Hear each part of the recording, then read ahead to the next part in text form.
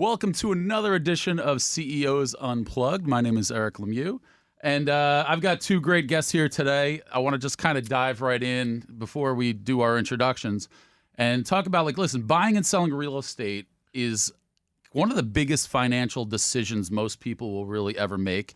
And behind every successful deal is a team making sure nothing falls apart really before the ink dries. And that's where you two guys come in.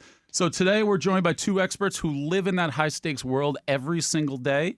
They've seen it all from complex commercial deals to everyday residential transactions. From Chaves Perlowitz Luftig LLP, we're joined by managing partner Alan Perlowitz and head of residential Andrew Luftig. Guys, thank you so much for joining us today. Our pleasure. It's great to have you here. So we're going to start a little simple. What's one thing that people think a real estate attorney does all day? And in reality, what actually do you guys do? In layman's terms here. That's a great question. Thank you. And, most people think that what you learn in law school, actually the X's and O's of the deal, the contract of sale, the law, real estate law, is what we spend our time on. And that's probably 10% of the deal. I find that we're counselors at law. We're almost psychologists, right? Mm-hmm. People are buying, on the residential side, if you think about it, their biggest asset. So people are so super hyped on this. When they get home from work, this is their thing. This is what they want to talk about. So it's so important how we make these clients feel, as well as obviously doing this strong legal work. It's about the process, helping people through the process so they feel a certain way. I like how you said the psychiatrist thing. You guys are deal makers. You're kind of therapists. I'm sure you're firefighters as well. You're turning your head, putting something out the next moment, right? You sit at that center of these massive life moments for people. And home purchases, big investments. Do you ever forget how big these moments are for your clients? That's always got to be in your mind that you go through this every day, but this is their first time going through it, or they're rookies at it compared to you guys. Well, I guess interesting question, right? Because we, as attorneys, we should be objective, right? We want to, have a bespoke service for our clients. We want to be even keeled. We recognize, it could be their first purchase or fifth purchase. So we try not to lose sight of that. But on the flip side, it's our job in, the eye of adversity or high stakes emotions to be the calming party, right? And to be the, rational and give reasonable expectations. So I think we have to balance both aspects of that. Yeah. So who gets more stressed, you or the client? We should definitely not be more stressed. And there's a whole strategy, right, with going into a stressful situation, right? Trying to be optimistic, trying to be, confident and give clear, concise information and, not let those emotions take over the transaction. Makes a lot of sense. Yeah. So you guys have been together for, was it about 15 years? That's right. Right? So this partnership's been grounded in obviously friendship. I could see how close you two are, and of course this business relationship. How did your guys' individual career paths cross? Yeah, it's a good question. We crossed on deals, right? We crossed on deals. Andrew was working from a firm in town. We did lots of deals together. The opportunity came up. We were looking for someone with Andrew's strengths. He joined our team 15 years ago, and he's hit the ground running amazingly. And we've really created this firm now that has evolved bigger than the two of us. Mm-hmm. Really, it's a full-service real estate firm, and it's amazing to watch, really, right in front of you as the firm grows. And we have 5 or 6 partners as well as the two of us. So it's really a diverse background of individuals that are working together. And, we touch so many different type of deals. So it's pretty amazing. How have you guys evolved it over the last 15 years? You started out where, and then tell me a little bit about what you guys are doing now. Yeah, it's evolved a lot, actually, in the last probably 3-4 years since COVID. A lot of systems and processes in place. Pre-COVID, to be transparent, we're just building, kind of, reading and reacting. Now there's a more systematic approach to it. We have a deeper team, deeper operations staff. We have meetings on a regular basis, really functioning like a high-level law firm, and not only taking care of our clients, but also figuring out, what we can do to take care of our staff, build culture on a daily basis, enhance the firm, stay in, touch with the times. So it's a lot more intention, I guess, is the best word for it. We're much more intentional the last 5-6 years than we were in the past. What are some things you guys are really specializing in at the moment? Well, I think we have a specialty in residential real estate representing high-end, high net worth buyers and sellers, all the way from the high net worth individuals down to the entry-level individuals, first-time home buyers.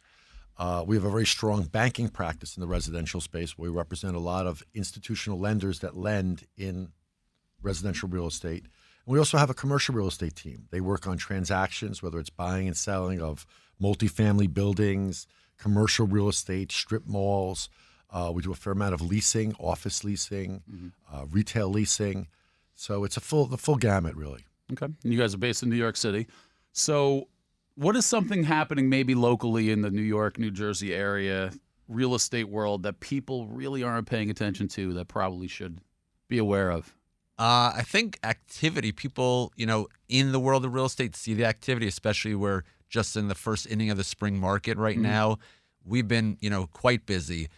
If you speak nationally or, other parts of the country, they think, New York is quiet. They think there are issues politically that push over to the real estate world. But the commercial and residential sector, which we play in, are active. So things are certainly happening. Okay. Very nice. So, it's got to be, we talked a little bit about stress before. It's got to be a stressful job. When you guys do go home at night, you shut down. What are you doing? What are you thinking about? What are you trying to do to relax and take your mind off of it? Well, I have 4 kids, so that pretty much takes up the evenings. I was watching a video yesterday of somebody who said there's no really free time anymore. Oh, no. Which I'm grateful for. It's run home to go to some games, right? Sit on the couch and hang out with the family. I think we've both gotten much better at reducing the stress and just kind of taking it, one step at a time, one day at a time. Being proactive, getting ahead, for example, on a Sunday, right? Spending a half hour, an hour on the computer is a game changer. Instead of waking up Monday and having, email, inbox full of emails, going in with a fresh start, that's been little things like that are huge keys to success. Which is interesting because that, for me too, helps me relax a little bit. Yeah. Like if I'm on vacation with the family, knowing that on my phone I've got 1,000 new emails, I'd rather look at them for a little bit, get that out of the way, make sure everything's good, and then you kind of resets your mind a little bit. We've always had the same approach, even just, picking up the phone on a weekend, right? A few phone calls on the weekend as opposed to pushing everything until Monday is just clears your head. And it's often more relaxing to speak to somebody on the weekend than 5 phone calls back to back to back on Monday morning. Yep. And I know what it's like with younger kids, so having 4, I'm sure that helps your negotiation skills moving forward, right? With real clients. Well, I think that, and it also, makes it more human, right? Personalizes. Yeah. In today's world, I can tell a client, hey, I'm running to a game. I'm all yours. I'm engaged. But, to give that human element, I think actually helps our business a lot. Okay. Yeah, I think a little bit of everything, whether it be working out. I have 3 girls, so I spend a lot of time with family. I think that's obviously very important. It's hard. It's one of these things that you have to accept our business. While it's 24/7, it's not a constant 24/7, but a lot of clients come home, they want to speak at night. A lot of times deals are going on and we're on calls at 8, 9 o'clock at night. You may have the ball game muted in the background. You're on a call. Typically you're not drafting documents. It's really just speaking through details of a deal. And I think that's just part of our fabric now. And if you can accept that it's not an interruption of your personal time, it becomes a really pretty neat way to live. Mm-hmm. In an industry known for being very transactional, what specific approaches have you guys implemented to make your firm more relationship driven? Really to build that connection with your clients? The deals, all deals have a lot of similar aspects, but we need to make, our service bespoke to the client, right? Every client has their own needs. I always say you can have 2 deals, same building, same floor, but they can be completely different. So there's definitely a rhythm and a method to any transaction, and most will be similar, but you need to recognize and pay attention to the individual client's needs, right? Their desires, their temperament. Some clients want you to be aggressive. Some clients want to get the deal done quickly. Who are the other parties involved? Who's the other attorney? Who are the referral sources. So there's lots of moving parts to these deals, and really understanding the client, but also having the confidence to educate the client, right? Hearing what they have to say, but speaking up and saying, I hear what you're saying, but that may not be the best path forward. And it's a long process. It's something you can't rush. You got to take your time with it. And The road meanders. It's funny, I'll get clients that will do an AI, a quick chat GPT of what needs to get done and send it over to me. Yeah. And of course, it's not the right angle. It has some pretty good stuff in it, quite frankly. So it's a new world. We as lawyers have to not feel threatened by that kind of an email and just use that as a guide to talk about the framework. Sometimes it's good because it educates clients. So when you speak to clients, they have that foundation. So a lot of changes, I think, in our world for sure, and a lot of the practice of law, quite frankly. But now we know, when we teach our team, if you get questions that are out of bounds and they just don't seem on the right path, ask the clients where they, got these questions from. Right. And if it's AI driven, it's like, it's an easy conversation to have, right? Because this isn't, relatable to a New York City commercial or residential transaction. Yeah. As great as AI is, there's a time and a place for it. Sure. And at times, it might help guide you there, but you have to put that human touch into the it. subtleties, the practical, the nuances are not there. But it's changing the practice of law. I'm sure. In real estate, in finance, in all the areas we touch, there's no doubt AI can benefit the lawyer, which will benefit the client. How are you guys embracing it in your firm? I think it's one step at a time. There's a lot of security issues that come up, quite frankly. We represent a lot of institutional lenders. There's a lot of wires we send out, a lot of confidential information that we're retaining. So we're very careful with AI.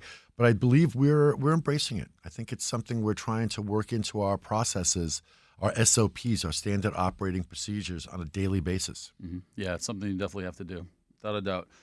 So you guys have a tight working relationship. If you guys had to describe each other in one word as an attorney, what would it be? It's great. Putting the spotlight on you both. Sure. I'll describe Alan as intelligent. I like that. That's a good one. I'll describe Andrew as relentless. Relentless. All right. In a good, positive way. Yeah, I think intelligence and relentless is what somebody wants to represent them by far. So those are some good terms. Think of some of the titans of real estate. Yep. Starting from our president down and the personalities that each of them have. That's the type of people we deal with on a daily basis. Yeah. So having some intelligence and grit and relentlessness doesn't hurt. So who has the more calmer voice then? Depends on the day. Yes, right. And the minute, yes. It goes back and forth regularly. Yes. That's so great. That is true. You guys, you've talked. I've seen on your website about culture and the importance of these deep relationships, your complementary skill sets. We can easily see by talking with you for a couple minutes. How do you operationalize those values across the firm day to day? You have a big team with you. You said it was 75 as people? About 45. 45 people. Yeah, we've spent a tremendous amount of time recently. The truth is we're here, but the team is critical. Yep. Right? We rely on our team. Our team is amazing. It's only gotten stronger over the years. Everybody from the receptionist to senior attorneys.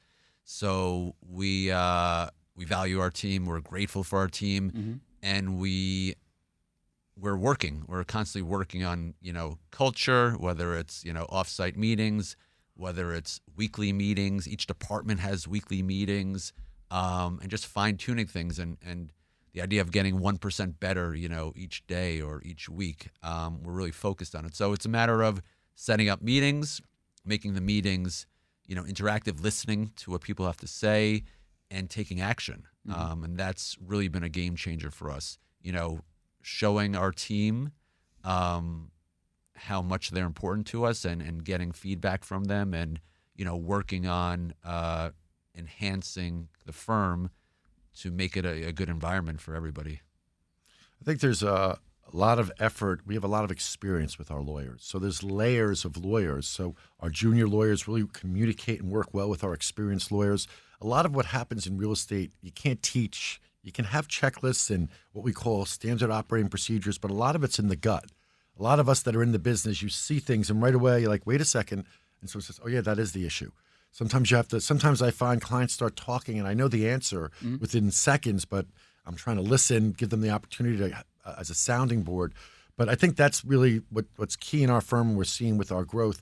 We have experienced lawyers that now are being coupled with mid-level and junior lawyers, support in terms of paralegals and processes that we set up. And it's really the machine starting to really work very well. And I think the proof of the pudding is what the clients are seeing, the level of service that we're giving, the efficiency, the way these clients feel after the transaction, which is so important to us. Definitely. If there's one thing that you want people to take away from your mission, what would it be? I guess that we are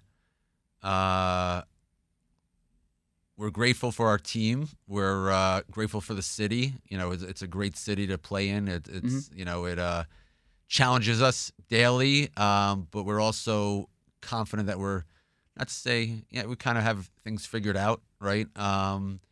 And that our mission is to, you know, keep providing, you know, bespoke service, exceptional service. You know, we're grateful for our clients and our referral sources, and we enjoy it. You know, it's I think we're both grateful to have found this profession, you know, grateful to kind of work with the people we work with, whether it's clients or the referral sources. And we try to, you know, have fun, try to, you know, be exceptional at what we do, but also, you know, have a human element and human sense, and you know, keep things, you know, as practical as possible.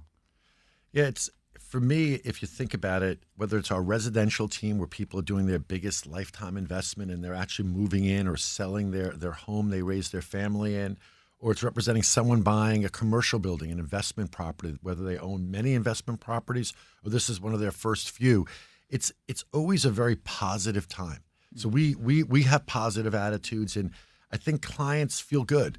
We have friends that are litigators, and we you know, things go the wrong way, and it's a harder life. It's a different mindset. Our mindset is more positive. The deals usually close within 2 or 3 months, so transactions don't last for years and years. Typically, how litigation works out, and I think one of the things we bring to clients is a non-litigious approach to things, solution-oriented. Very few of our deals end up with litigators. If something's going to settle, we're going to settle it. The idea they're going to pay a litigator to us doesn't make sense. Not always the case. Not always, but yeah. But I think that's really the goal we have. Makes a lot of sense. Lastly, is there a call to action you'd like to share? Like, how can people engage with or support the work you guys are doing? Check out our website, you know, obviously social media channels, whether it's LinkedIn or Instagram. We try to stay active. Alan and I spend a lot of time speaking to the real estate community, whether it's similar podcasts to this or actually in the offices, small events, larger events. So we're active, which again is part of the, you know, fun of the industry and the value we try to give back to the industry. So it's pretty easy to find us. Yeah, I could tell you guys have done this before. So. Yeah, I wish we've counted how many discussions we had together. It's probably in the thousands at this point. Yeah. Wonderful. Well, Thank you you guys much. so much. Thank Thanks you. for coming This in was awesome. today. This was great. Appreciate Awesome. it. Thank you, guys.